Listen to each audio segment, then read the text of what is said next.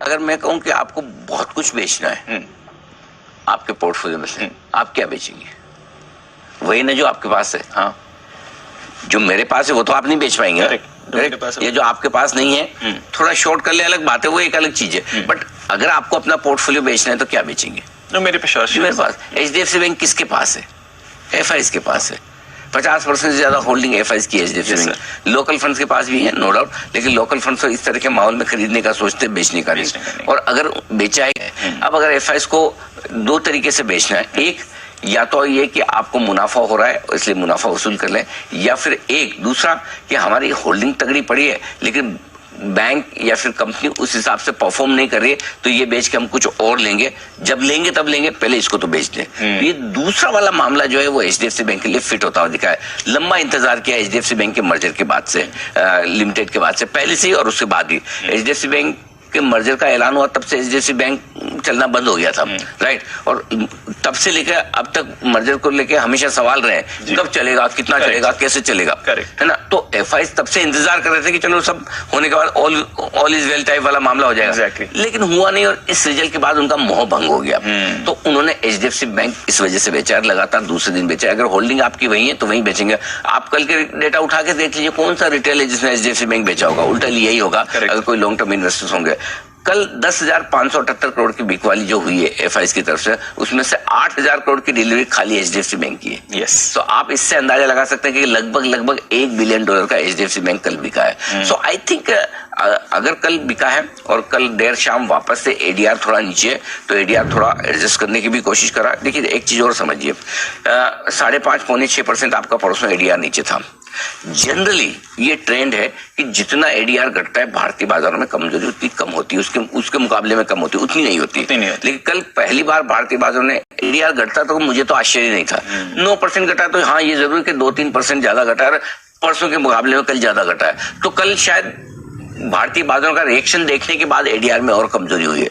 No doubt अच्छी तो नहीं है, लेकिन है, अब है तो है, और थोड़ा और प्रेशर आ जाएगा, बिल्कुल रह सकता है। क्योंकि अब समस्या क्या होती है, मंदी के वक्त आपको लगेगा कि हमारे बाजार कल एडीआर को फॉलो कर रहे थे, एडीआर को लग रहा है हम इंडियन मार्केट्स को फॉलो कर रहे हैं। आज सुबह हमें लगेगा हम वापस से एडीआर को फॉलो कर रहे हैं। तो ये जो सिलसिला है ये कहीं ना कहीं रुकेगा, लेकिन कुल मिलाकर इसमें कोई डाउट नहीं कि एचडीएफसी बैंक भर के एफआईज के पास है और उनके पास है, तो उन्हें लगता है कि अगर स्टॉक में नियर टर्म परफॉर्मेंस नहीं दिख रही, और बात सही भी है दीप, आज अगर आपको इंडियन मार्केट में पैसा लगाना है तो लोगों के पास ऑप्शन बहुत है। आपको पता है पावर स्टॉक चल रहे हैं, आपको पता है आईटी में तेजी है, आपको पता है कि कंजम्पशन में इलेक्शन के पहले बूस्ट आता है, आपके पास ऑप्शन बहुत है। फार्मा आपको मजबूत लगता है, तो मैं कोई एक एचडीएफसी बैंक लेके क्यों बैठा रहूं अगर मैं एक एफआई हूं? सही बात, तो उनका बेचना जायज है।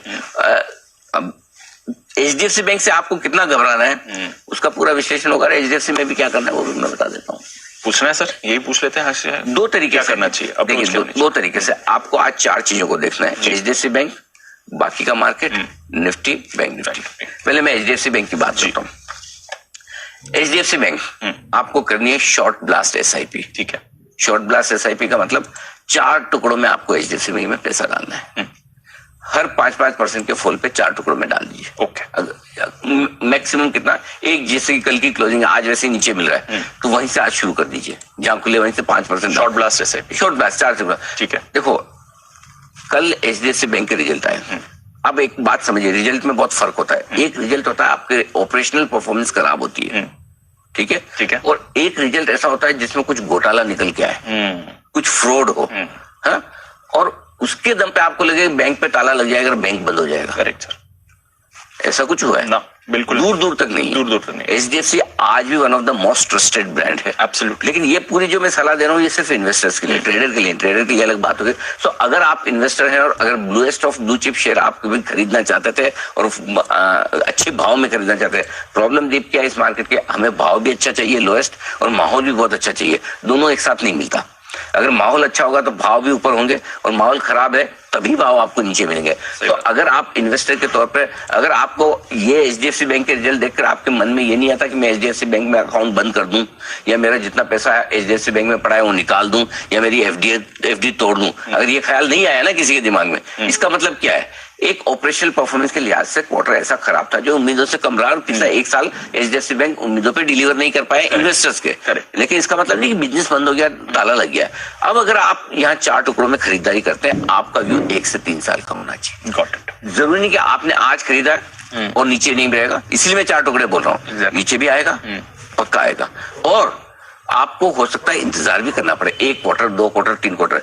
आपको जितनी मार्केट को चिंता है, मुझे चिंता है, आपको चिंता है एचडीएफसी बैंक की परफॉर्मेंस की, आपको नहीं लगता कि एचडीएफसी बैंक के टॉप मैनेजमेंट को होगी? क्या अगर आज उन्होंने देश में इतना बड़ा बैंक बनाया है तो उन्हें बैंक चलाना और सुधारना भी आता है। यही चिंता है एक जमाने में, दीप में बता दूं, आईसीआईसीआई बैंक में हुआ करते थे। संदीप बख्शी साहब आए, उन्होंने बैंक को जिस तरह से टर्न अराउंड किया, एक बड़ा मर्जर हुआ है 2 बड़ी कंपनियों का, एचडीएफसी लिमिटेड बैंक का, और उसके बाद नेचुरली कुछ समय देना पड़ता है आपको। इन्फोसिस में ऐसा एक मोमेंट आया था, जब पूरा पुराना जो टॉप मैनेजमेंट था, जो 4-5 बड़े लोग थे, वो निकले, ट्रांजिशन में इतनी तकलीफ है। एक ऐसा बड़ा मोमेंट आया था हीरो मोटोकॉर्प में, हीरो और होंडा अलग अलग हुए थे। तो ये बड़ी कंपनियों की लाइफ में ऐसे मोमेंट आते हैं। ऐसे मोमेंट में जो इन्वेस्टर घबरा जाए, हिल जाए, वो इन्वेस्टर है ही नहीं।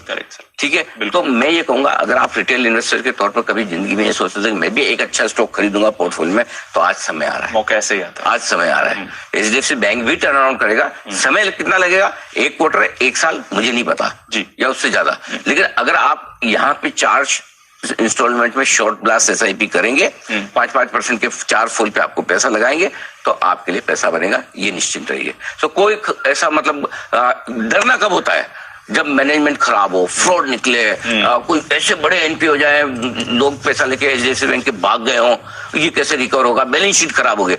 डिपॉजिट ग्रोथ स्लो हुई है ना, लोन ग्रोथ स्लो हुई ना, स्लो हुई है, बंद नहीं हुई, नेगेटिव नहीं हुई, यूटर्न नहीं ले लिया। Correct sir. तो स्टॉक एक लिमिट तक गिर सकता है। ये मेरा एचडीएफसी बैंक में पूरा एनालिसिस। Got it. ये इन्वेस्टर्स के लिए, ट्रेडर्स के लिए तो रोज का रोज जैसा है वो देखना पड़ेगा, स्टॉप लॉसेस आपको रखना